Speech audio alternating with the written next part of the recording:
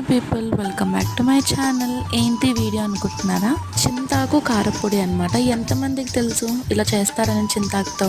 ఖచ్చితంగా నాకు కామెంట్ చేయండి. నేనైతే ఇదే ఫస్ట్ టైం ట్రై చేశాను, చాలా పర్ఫెక్ట్గా వచ్చింది. చింతాకుని నేను ముందుగానే వాష్ చేసి ఒక డ్రై క్లాత్ మీద ఆరబెట్టాను అనమాట. దాంట్లో ఉన్న వాటర్ అంతా ఎవాపరేట్ అయ్యేదాకా ఉంచి దాన్ని ఆయిల్ లేకుండా ఫ్రై చేయాలి. ఇందులో మీరు కావాలనుకుంటే సెస్మీ సీడ్స్ కూడా, నువ్వులు కూడా యాడ్ చేసుకోవచ్చు. నేనైతే యాడ్ చేయలేదు. చాలా అంటే చాలా బాగుంటుంది వేడివేడి అన్నంలో వేసుకుంటే.